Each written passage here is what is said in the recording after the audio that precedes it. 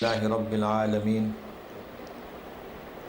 والصلاة والسلام علی سید المرسلین محمد وعلی آلہ وصحبہ اجمعین رب اشرح لی صدری ویسر لی امری واحلل عقدۃ من لسانی یفقہوا قولی۔ آج کا ہمارا درس جو ہے سورہ انفال سے شروع ہو رہا ہے۔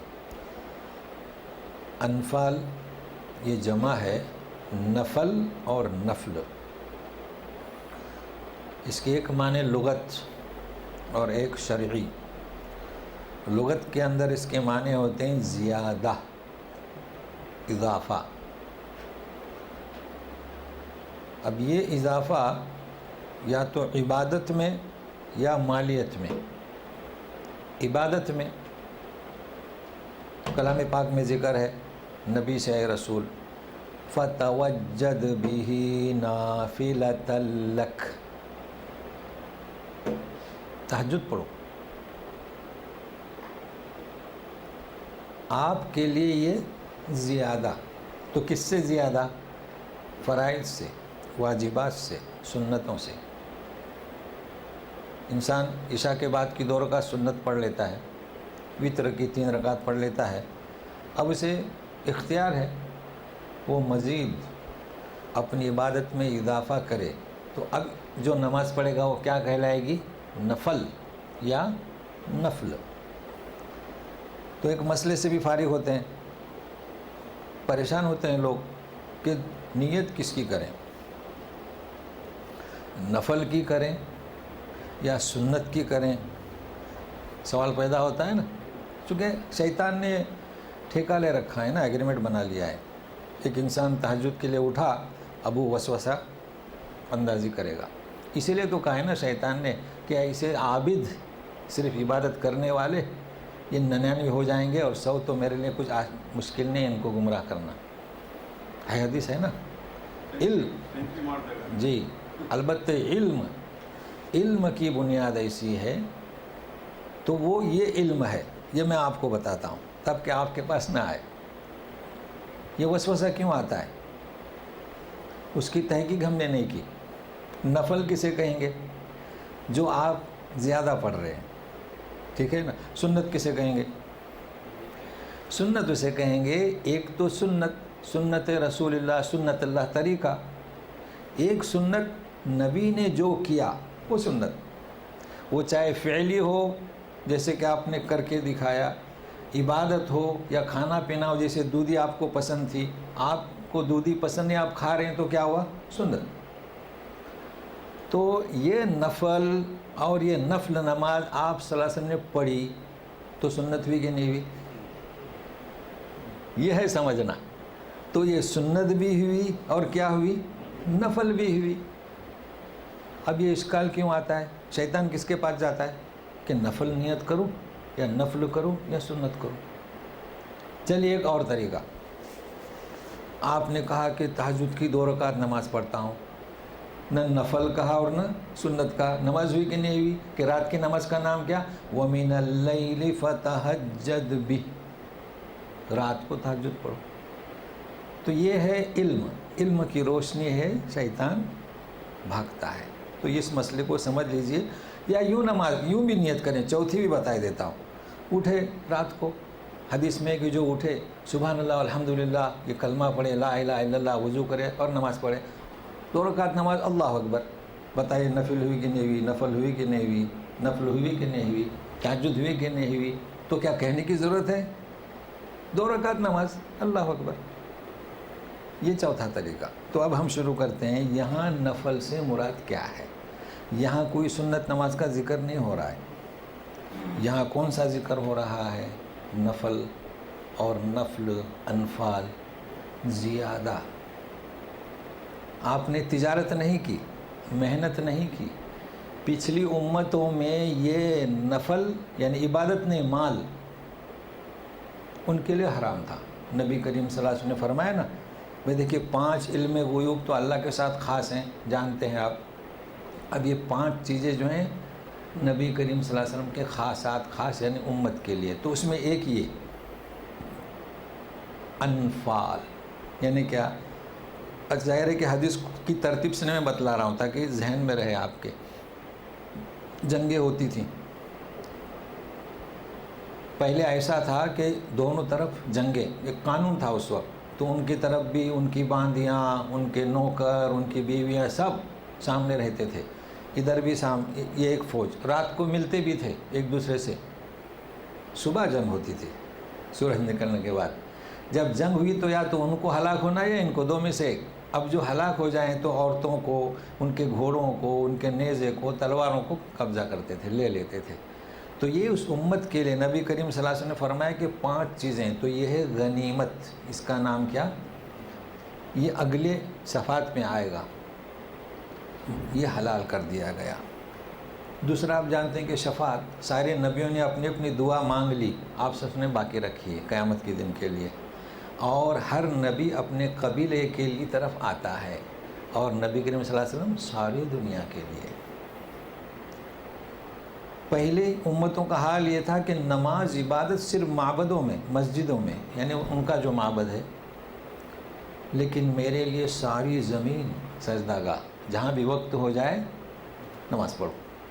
اسی بنیاد پر لوگ کہتے ہیں قضا نماز نہیں. دیکھیے ہمارے یہاں بڑا اختلاف چل رہا ہے کہ قضا نماز ہے کہ نہیں. قضا نماز کیسے؟ تیمم کا بھی حکم نازل ہوا تو پھر ساری مسجد مصلی ہے، نماز گاہ کا مطلب کیا؟ جہاں وقت ہوا نماز پڑھے. اور کیا؟ رعب، 1 مہینے کی مسافت سے میرا رعب چھا جاتا ہے. تو بات چل رہی تھی یہاں اب کون سی؟ غنیمت کی. سب سے پہلی جو جنگ ہوئی، جنگ بدر، مال ہاتھ آیا تھا، اس کا ذکر ہو رہا ہے. یہ اس امت کو حلال تھا. تو اب سنیے گا آیت در آیت. اعوذ باللہ من الشیطان الرجیم.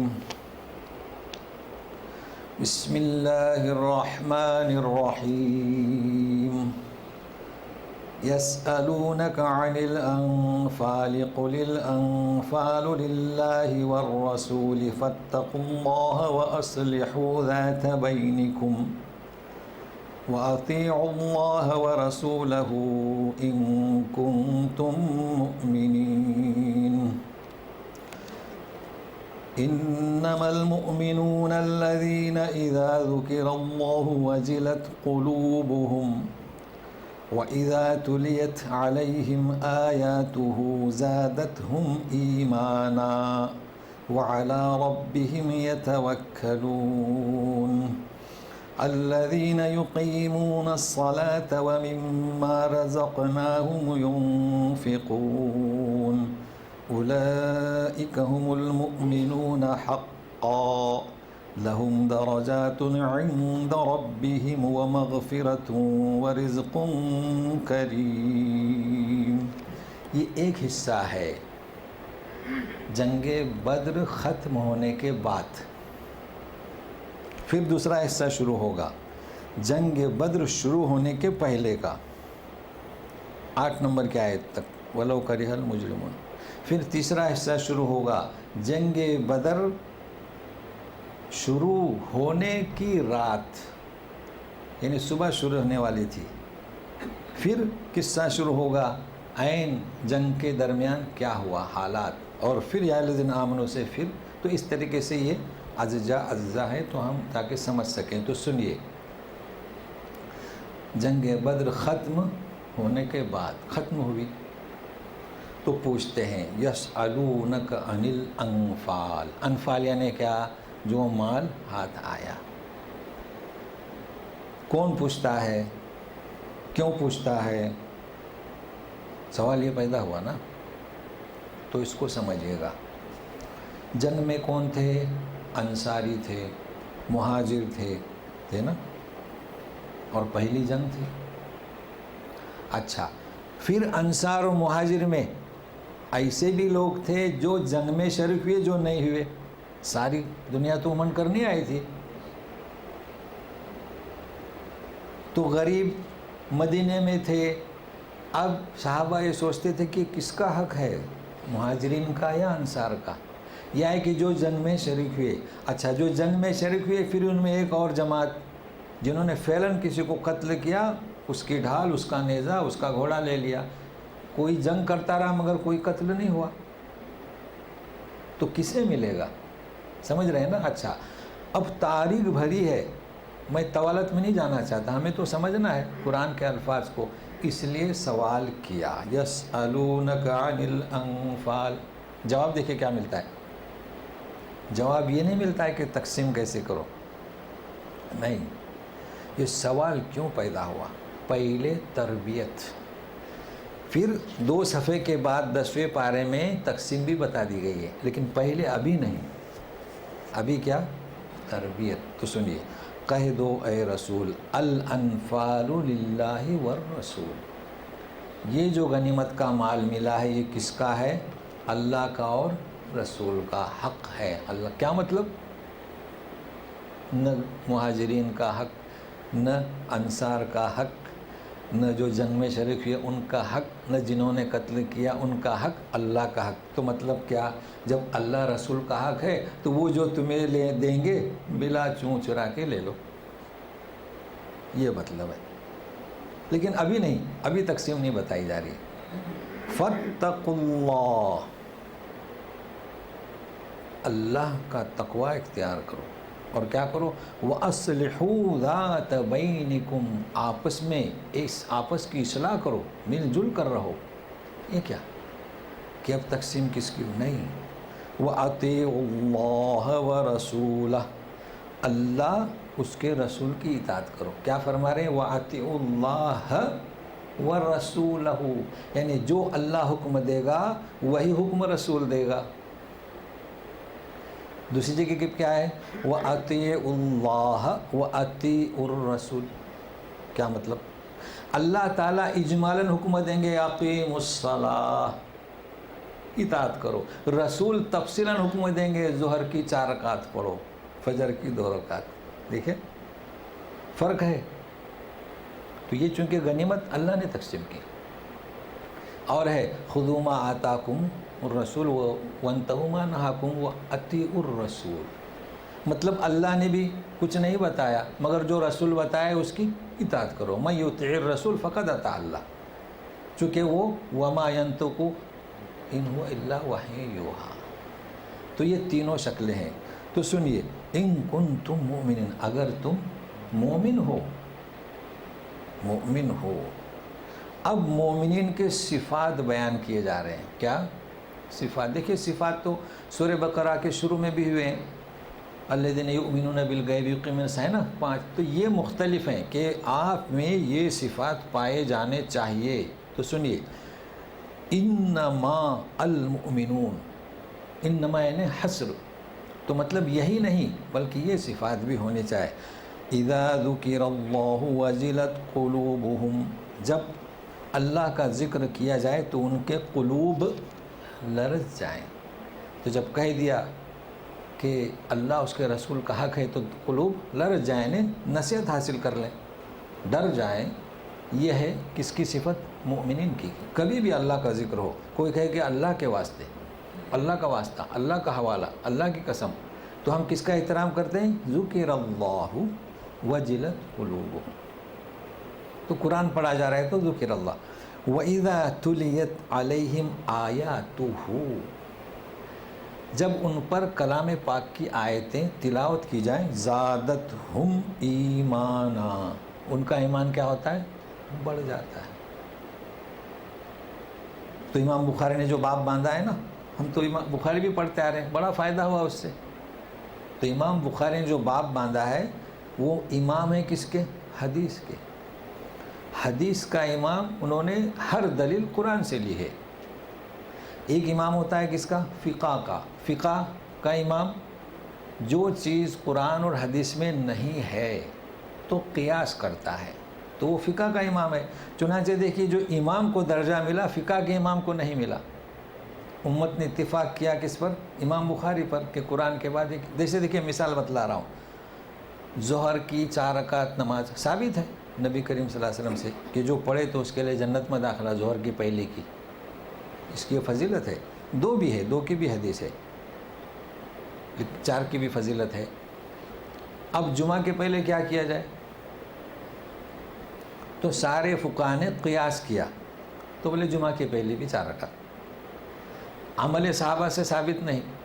عمل صحابہ، نبی کریم صلی اللہ علیہ وسلم حجرے سے تشریف لاتے تھے، السلام علیکم، اور پھر اذان ہوتی تھی اور خطبہ شروع۔ تو دیکھیے فرق ہوا نا، یہ قیاس۔ ضروری نہیں کہ ساری دنیا مانے، نہیں، کیوں؟ ہم نہیں پڑھتے 4 رکعت، ہم صرف تحیۃ المسجد کی پڑھیں گے۔ تو یہ فرق سمجھ میں آیا نا۔ ایک ہے تاریخ کا امام، کس کا؟ تاریخ کا امام کو تاریخ پر رکھیے، چونکہ گزشتہ میں نے بتلا دیا تھا، بخاری سے تاریخ کے امام کا ٹکراؤ ہو سکتا ہے، قرآن کی آیتوں سے بھی ہو سکتا ہے۔ تاریخ ابن ہشام ہو، تاریخ ابن خلدون ہو، تاریخ کے امام ہیں، ان کو اس حد تک رکھیں۔ ایک ہے تجوید قرات کا امام، کلام پاک کا امام لکھنے کا، جیسے یہ روایت حفص ہے عاصم، تو کلام پاک جو اس وقت ہمارے سامنے یہ امت نے کسے تسلیم کیا، تو یہ امام اس لیے سمجھا رہا ہوں کہ آیت میں مجھے سمجھانے کے لیے آسانی ہو اور ہم سمجھ سکیں کہ درجہ کس کا ہے۔ تو سنیے گا، امام بخاری کلام پاک کہتا ہے کہ زادتہم ایمانا، ایمان بڑھتا ہے، اور یہ حقیقت ہے۔ دوسری صفت، تیسری، وعلی ربہم یتوکلون، اللہ پر بھروسہ رکھتے ہیں۔ بھروسہ کسے کہیں گے؟ تو اس کو نوٹ کر لیجئے،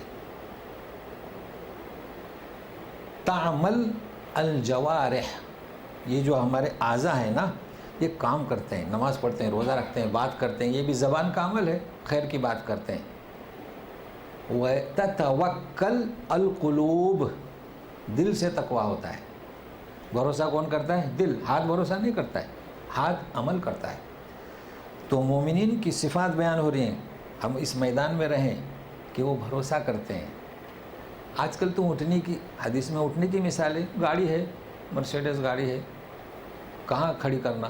تو پارکنگ میں کھڑی کر دیے، لاک کر دیے۔ یہ کس نے کیا؟ ہاتھ نے۔ اب توکل علی اللہ، کیا؟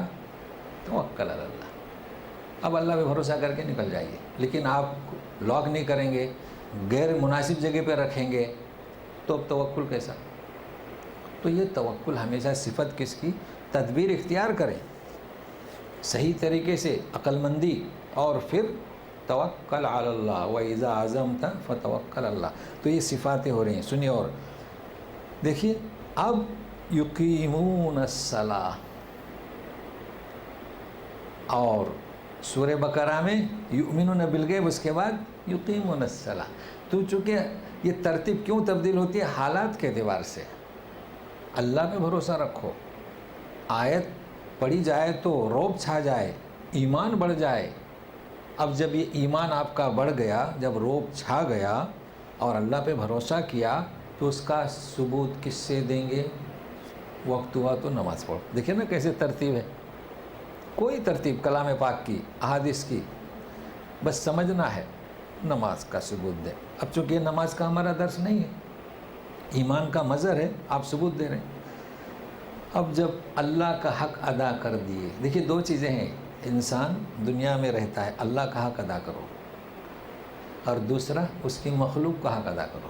چاہے وہ مسلم ہو تو اس کے حق بڑھ جاتے ہیں، ایک تو یہ کہ وہ انسان ہے، دوسرا یہ کہ مسلم ہے، اگر پڑوسی ہے تو تیسرا حق یہ کہ پڑوسی ہے، اور اگر مسلم نہیں ہے تو انسان ہے، اور اگر پڑوسی ہے تو اس لیے کہ وہ پڑوسی ہے اور انسان ہے، دیکھیے نا، اور اگر حیوان ہے تو اس لیے کہ وہ مخلوق خدا ہے۔ تو یہ حق ہے۔ تو یہاں بات چل رہی ہے وَمِمَّا رَزَقْنَاهُمْ يُنْفِقُونَ، خرچ کرتے ہیں اپنے، اچھا خرچ کرنی ابتدا ہوتی ہے اپنے بال بچوں سے، اپنے بال بچوں سے۔ تو سنیے، اولئک هم المؤمنون حقا، یہی تو ایمان والے ہیں۔ کئی لوگ آپ دیکھیں گے، پائیں گے کہ اللہ کا تو حق ادا کرتے ہیں، مخلوق کا حق ادا نہیں کرتے۔ اللہ نے بہت کچھ دیا ہے مگر نہیں، یہ ہے کہ تمیز سے گفتگو نہیں کریں گے۔ تو یہ اولئک مؤمنون حقا میں نہیں آتے۔ صرف اپنی جنت کی نہ سوچیں، مخلوق خدا کی، صرف مسلمانوں کی نہیں، جو ایمان ملا ان کی بھی تو سوچیں، ان کی بھی تو فکر کریں، ان تک تو دعوت پہنچائیں۔ جی، تو اولئک المؤمنون حقا لہم درجات، درجے ہیں، اللہ درجے، بڑے بڑے درجے، عند ربہم، ان کے رب کے پاس، ومغفرۃ، اللہ مغفرت بھی۔ جب یہ حق ادا کریں گے، اس میں کچھ کمی رہے گی، تشنگی اور کچھ کمی، کچھ نقص رہے گا، مغفرت اللہ معاف کر دیں۔ ایک انسان نماز پڑھ رہا ہے، نماز میں کوتاہی رہ گئی، اللہ معاف کریں گے۔ اچھا، وَرِزْقٌ کریم، رزق دنیا میں بھی ملے گا، جنت میں بھی ملے گا، لیکن یہ کریم کیا؟ کریم تو وہ ہے، اللہ ہے کریم۔ انسان بھی کریم ہوتا ہے، من کان یؤمن باللہ والیوم الآخر فلیکرم ضیفہ، اپنے مہمان کا اکرام کرے، آئے گی حدیث انشاءاللہ بخاری میں۔ تو کریم کا مطلب کیا؟ یہ صفت ہے کس کی؟ رزق کی۔ کس کی؟ رزق کے کریم، وہ بھی کریم، انسان بھی کریم۔ تو کیا کریم؟ وہ رزق کیسا کریم؟ رزق تو کریم نہیں ہوتا۔ یہ اس لیے کہ وہ کریم، اس کریم نے آپ کو جو رزق دیا ہے وہ رزق بھی کریم، اللہ اللہ کریم ہے۔ ایک انسان مہمان کی عزت کرتا ہے تو وہ کریم، اکرام کرتا ہے، عزت تو اس نے دیا ہے، تو اس کا رزق حلال اس صفت کے ساتھ استعمال کرو گے، وہ رزق بھی آپ کو برکت عطا کرے گا، وہ رزق بھی کریم۔ دیکھیے آہا، وہ رزق کریم۔ تو یہ واقعہ ہوا جنگ بدر ختم ہونے کے بعد کا، ابھی تو جنگ شروع نہیں ہوئی، اب جنگ شروع ہونے کے پہلے کی بات ہو رہی ہے۔ تو سنیے، کما اخرجک ربک من بیتک بالحق وان فریقا من المؤمنین لکارہون یجادلونک فی الحق بعدما تبین کأنما یساقون الی الموت وهم ينظرون وَإِذْ يَعِدُكُمُ اللَّهُ إِحْدَى الطَّائِفَتَيْنِ أَنَّهَا لَكُمْ وَتَوَدُّونَ أَنَّ غَيْرَ ذَاتِ الشَّوْكَةِ تَكُونُ لَكُمْ وَيُرِيدُ اللَّهُ أَن يُحِقَّ الْحَقَّ بِكَلِمَاتِهِ وَيَقْطَعَ دَابِرَ الْكَافِرِينَ لِيُحِقَّ الْحَقَّ وَيُبْطِلَ الْبَاطِلَ وَلَوْ كَرِهَ الْمُجْرِمُونَ۔ یہ جنگ میں نکلتے وقت دیکھیں، کما یعنی جیسے کہ کوئی واقعہ ہو چکا، اس کی بات ہو رہی ہے۔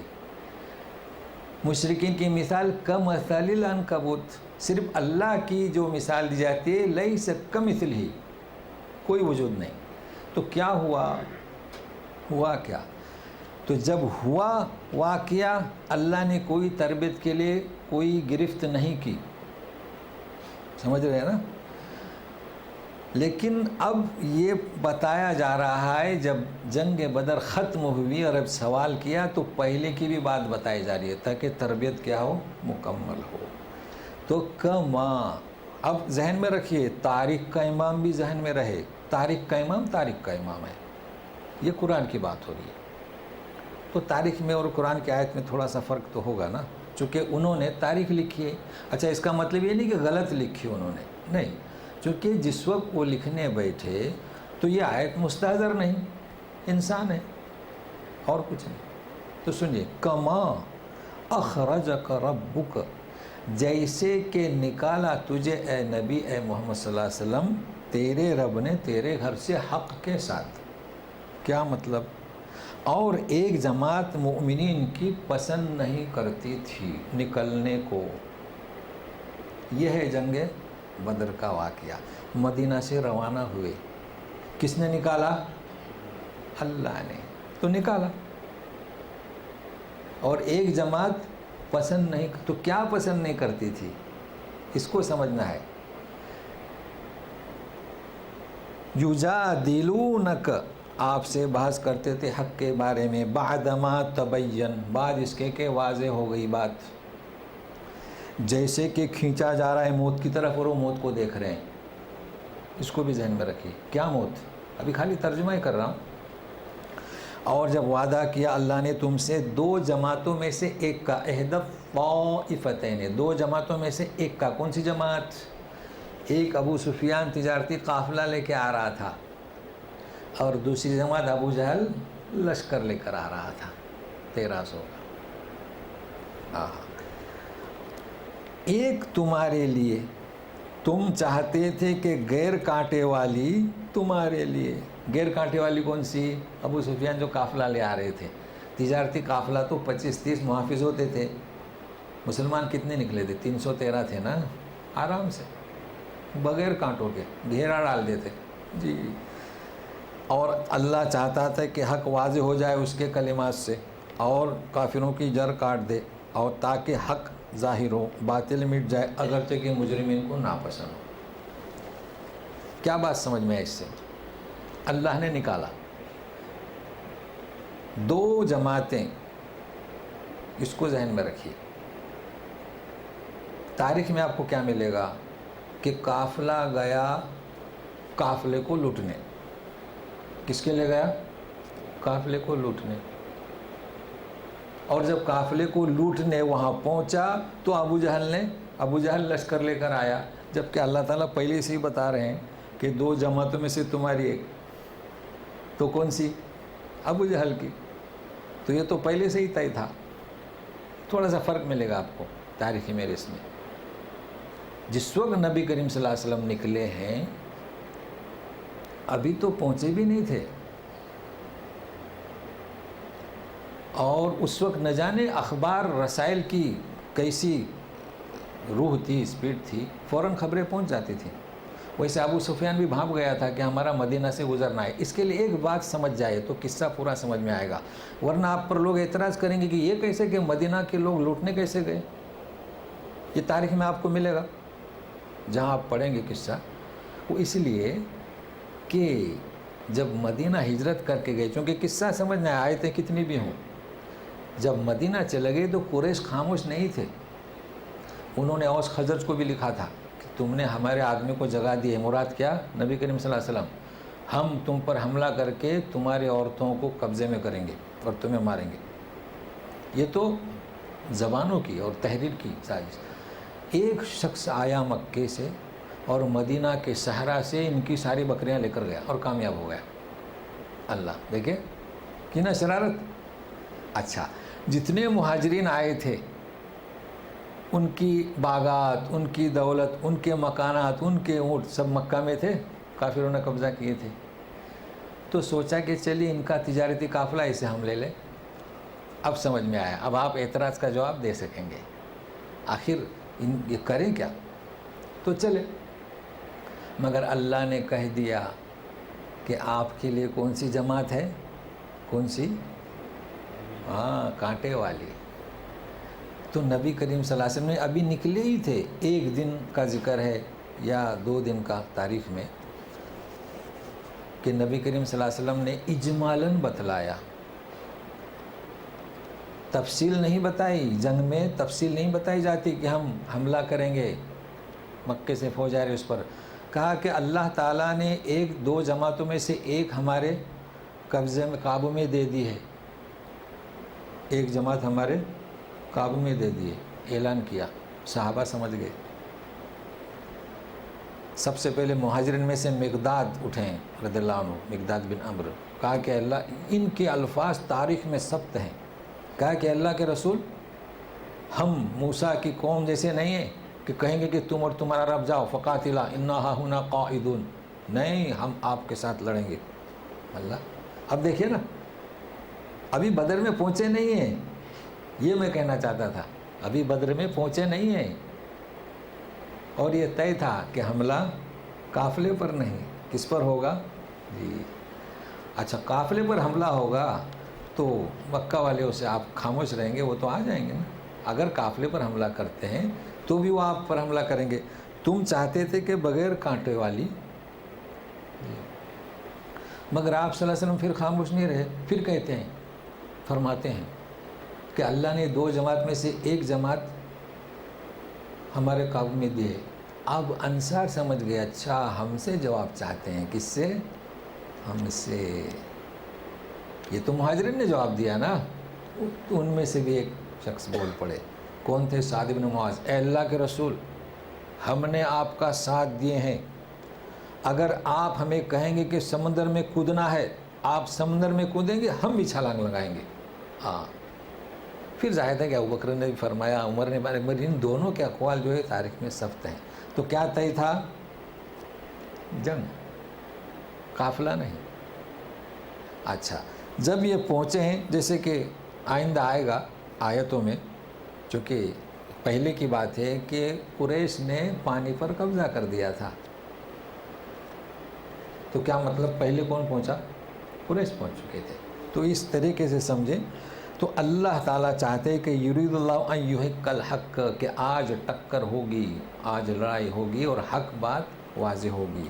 تو یہ یہاں تک یہ قصہ کون سا؟ تربیت شروع ہونے کے پہلے۔ اب سنیے، جب یہ فوج پہنچی ہے، کل جنگ ہونے والی ہے، قریش نے پانی پر قبضہ کیا ہے، اس طرف یہ فوج ہے، تو سنیے، اذ تستغیثون ربکم فاستجاب لکم انی ممدکم بألف من الملائکۃ مردفین وما جعلہ اللہ الا بشرا ولتطمئن به قلوبکم وما النصر الا من عند اللہ ان اللہ عزیز حکیم اذ یغشیکم النعاس امنة منه وینزل علیکم من السماء ماء لیطہرکم به وَيُذْهِبَ عَنْكُمْ رِجْزَ الشَّيْطَانِ وَلِيَرْبِطَ عَلَىٰ قُلُوبِكُمْ وَيُثَبِّتَ بِهِ الْأَقْدَامِ۔ یہ واقعہ ہے جب صبح جنگ شروع ہوگی۔ پھر اگلی آیت جنگ شروع ہونے کے بعد، تو سنیے، پانی پر تو انہوں نے قبضہ کر لیا۔ استستغیثون، جب تم مدد طلب کر رہے تھے تمہارے رب سے، اللہ نے دعا قبول کی۔ اللہ کیا مدد طلب کر رہے تھے؟ ایک ہی رسول تھے، وہ دعا کرتے تھے، کیا کہتے تھے کہ اے اللہ، یہ ایک جماعت اگر آج ہلاک ہوئی تو دنیا میں تیری عبادت کرنے والا کوئی نہیں رہے گا۔ اب جب یہ دعا پڑھ رہے تھے، چادر نیچے اتر رہی تھی، ابوبکر اوپر چڑھا رہے تھے، تو یہ منظر دیکھ کر صحابہ بھی دعا مانگنے لگے، یہی آمین کہنے لگے، تو استغیثون، تو سب ہو گئے، سبھی مانگ رہے تھے۔ سن لی دعا، اللہ نے کیا حکم دیا؟ انی ممدکم، میں تمہاری مدد کروں گا بألف من الملائکۃ، 1000 فرشتے، مردفین، مردفین کیا اردو میں کہتے ہیں کمک، جب جنگ ہوتی ہے تو ایک ساتھ 10,000 فوج نہیں جاتی، ایک ٹکڑی فوج، پھر ایک، تو میں بھی لگاتار بھیجوں گا۔ اچھا، اگلی آیت میں ہے اللہ نے اسے نہیں بنایا مگر صرف تمہیں بشارت، تاکہ تمہارے دل مطمئن ہو جائیں۔ اس آیت پہ کئی لوگ گمراہ ہو گئے، آیت پڑھی، وَمَن نَّصْرُ إِلَّا مِنْ عِندِ اللَّهِ، اور مدد نہیں مگر اللہ کی جانب سے، اللہ تعالیٰ عزیز حکیم ہے۔ کیا مطلب؟ وہ کہتے ہیں کہ اللہ نے فرشتے بھیجے نہیں۔ اچھا، اللہ تعالیٰ نے فرشتے نہیں بھیجے، وہ تو بولے خالی تم کو اطمینان کے لیے اللہ تعالیٰ نے بات کہی۔ اللہ کے رسول نے منع فرمایا کہ بکری کو بلاؤ جیسے کہ کچھ چارہ ہے، نہیں، ہاتھ دکھاؤ مرغی کو بھاگے ہوئے، نہیں، منع ہے۔ یقیناً مرغی کو بلانا ہے تو دانہ دکھاؤ، جانور کو بلانا ہے تو چارہ دکھاؤ، یہ تو دھوکہ ہوا نا، لہٰذا یہ بات نہیں ہے۔ تو پھر کیا مطلب اس کا؟ بشرا لکم ومن نصر اللہ من عند اللہ، اس کا مطلب یہ ہے کہ اللہ تعالیٰ کو فرشتے بھی بھیجنے کی ضرورت نہیں تھی، میں پہاڑ کو ان کے اوپر دھسا دیتا، ہے نا، لیکن فرشتوں کو بھیج رہا ہے تاکہ تم دیکھو اپنی آنکھوں سے کہ فرشتے ساتھ میں ہیں۔ تو بشارت ہوئی کہ نہیں ہوئی؟ اطمینان ہوا کہ نہیں ہوا؟ یہ مطلب ہے۔ تو اب تاریخ کا امام تاریخ کے امام تک رکھیے، یہ ہے آیت کی وضاحت۔ ان اللہ، اچھا اب سنیے، اذ یغشیکم النعاس، تم پر کیا آ گئی؟ غنودگی آ گئی، اور اطمینان ہوا اس سے، اور اتارا تم پر آسمان سے پانی تاکہ تم اس سے پاکی حاصل کرو، تمہارے پاس رجز شیطان جو اس کا وسوسہ ہے نا دور ہو جائے، تاکہ تمہارے دل مضبوط ہو جائیں، تمہارے قدم جم جائیں۔ کیا مطلب اس کا؟ اس لیے کہ پانی نہیں تھا، تیمم کا حکم بھی نہیں ہوا تھا، سردی تھی، کئی صحابہ جنابت والے ہو گئے، تو اللہ نے پانی برسا دیا، نہائے دھوئے، نیچے کیچڑ ہوا چونکہ وہ نصیبی علاقے میں گئے تھے اور یہ اوپر تھے، ریت جم گئی، کیچڑ بہہ گیا، ریت جم گئی، یہ اللہ تعالیٰ نے کیا۔ تو یہ سب طویل اقدام۔ اب جب جنگ شروع ہوئی تو سنیے، شروع ہوئی جنگ، کیا ہوا؟ اذ یوحی ربک الی الملائکۃ انی معکم فثبتوا الذین آمنوا سألقی فی قلوب الذین کفروا الرعب فاضربوا فوق الأعناق واضربوا منهم كل بنان ذلك بأنهم شاقوا الله ورسوله ومن يشاقق الله ورسوله فإن الله شديد العقاب۔ جب وحی کی تیرے رب نے فرشتوں کو کہ میں تمہارے ساتھ میں ہوں، 500 فرشتے شمال 500 مشرق آ چکے، دو طرف لڑنے کے لیے۔ کیا فرماتے ہیں اللہ تعالیٰ؟ انی معکم، اللہ تعالیٰ کہتے ہیں میں ساتھ میں ہوں۔ کیسا میدان تھا یہ؟ صحابہ کرام ہیں، رسول ہے، فرشتے بھی آ گئے، اللہ کی بھی معیت ہے۔ اللہ ہے کیا مطلب؟ اللہ، لوگ سمجھتے ہیں اللہ اپنے جسم سے، نہیں، اللہ کی معیت یعنی پاور۔ انی اسمع و ارا، اللہ تو عرش پر ہیں، وہاں سے دیکھتے ہیں، وہاں سے ساتھ میں ہیں، تو آپ کے ساتھ میں کیسی مجلس تھی؟ اللہ ساتھ، فرشتے ساتھ، ہاں۔ فثبتوا الذین آمنوا، لہذا ایمان والوں کو ثابت رکھو۔ کسے کہا جا رہا ہے؟ فرشتوں کو۔ اللہ یہ کیسے ثابت قدم رکھیں گے؟ فاضربوا فوق الاعناق، اور مارو گردن پر، واضربوا کل بنان، ہر جوڑ پہ تلوار یہاں لگے، یہاں لگے۔ کیا مطلب؟ کہ جب ایک مومن تلوار مارے اس کا وار غلط نہ جائے، فرشتوں کو حکم ہے کہ لگا دو برابر۔ ہاں، یہ ہے مطلب اس کا۔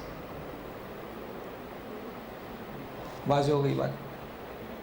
ٹھیک ہے، لیکن آپ دیکھ رہے ہیں میں صرف واقعہ ہی بیان کر رہا ہوں، میرا مطلب یہ نہیں کسی کو جنگ پہ ابھارا جائے یا جنگ کے لیے کسی کو تیار کرو، یہ ہمارا مقصد ہی نہیں، صرف جنگ بدر کا واقعہ۔ لہٰذا یہ جو قصہ ہوا، کیوں ہوا؟ آئے تھے قریش حملہ کرنے، کس پر؟ مدینہ پر، تو ان کا دفاع ہوا۔ اب کسی کی مرضی، وہ چاہے تو جنگ پر کسی کو ابھارے، جنگ پر ابھارنے کی ضرورت ہی نہیں، اس لیے کہ جنگ کی ذمہ داری حکومتوں نے لے لی،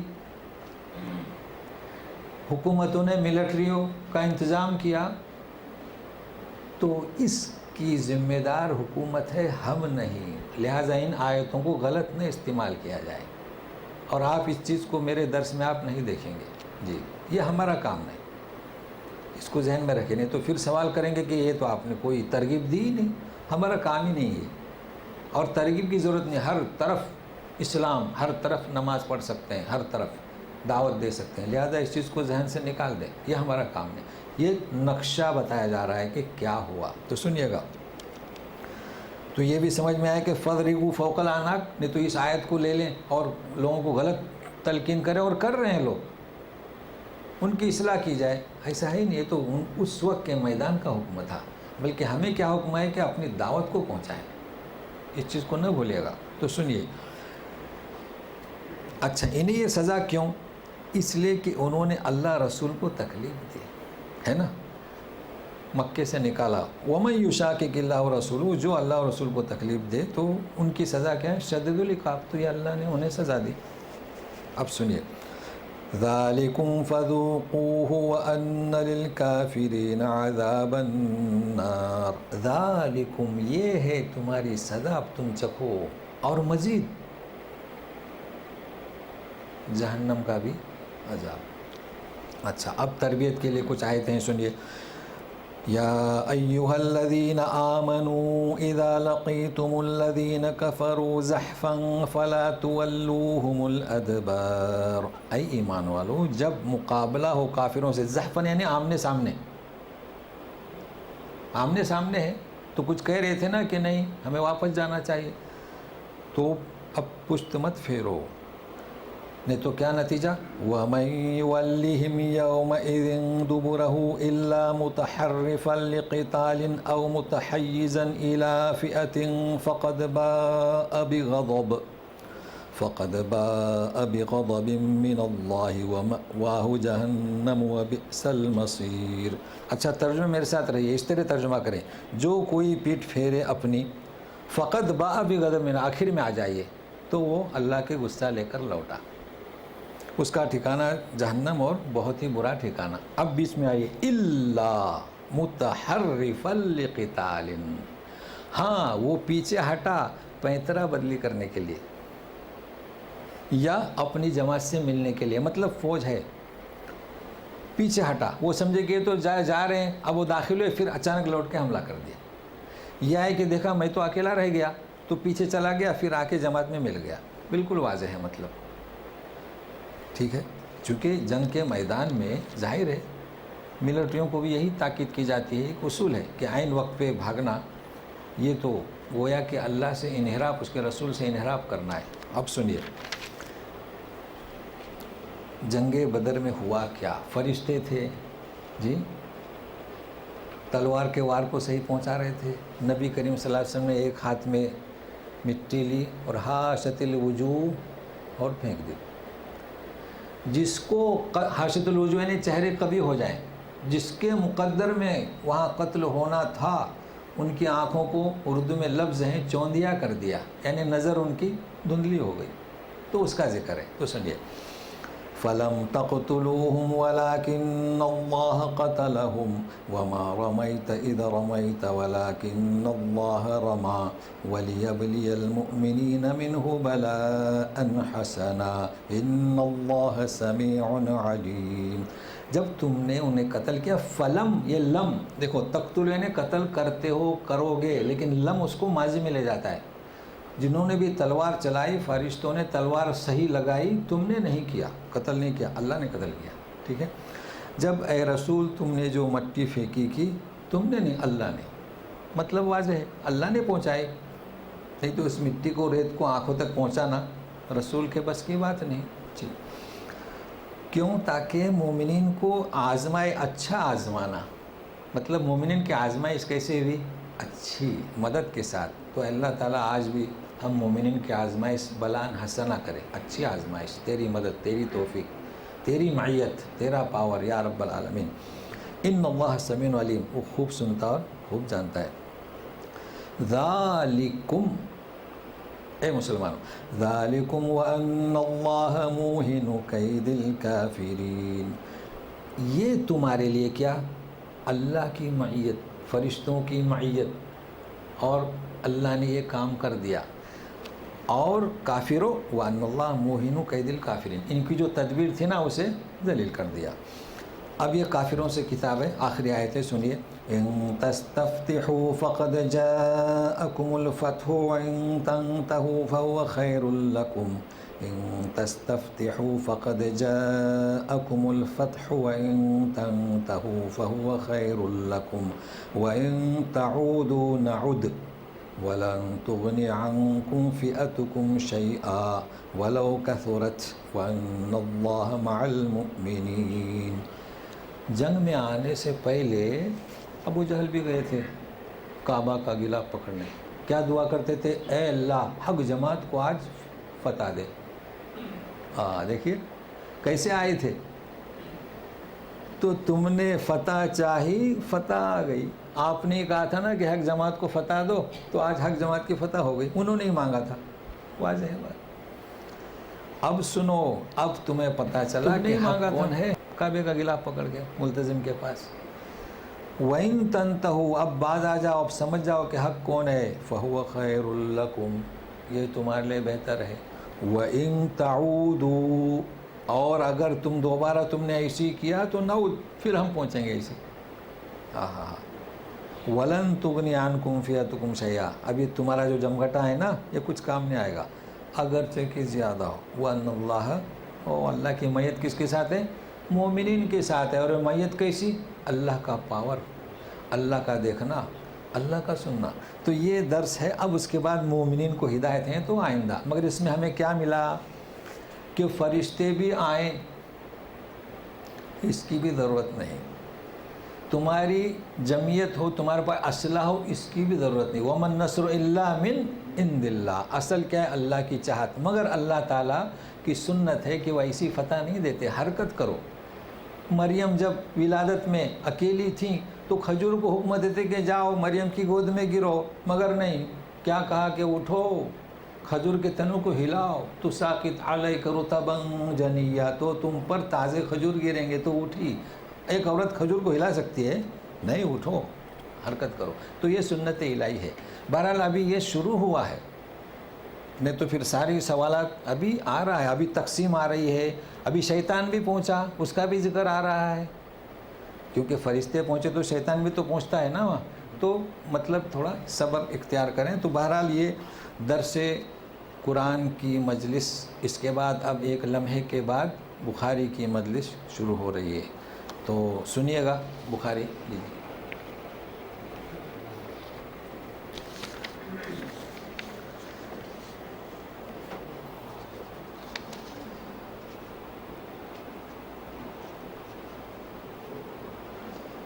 بسم اللہ الرحمن الرحیم.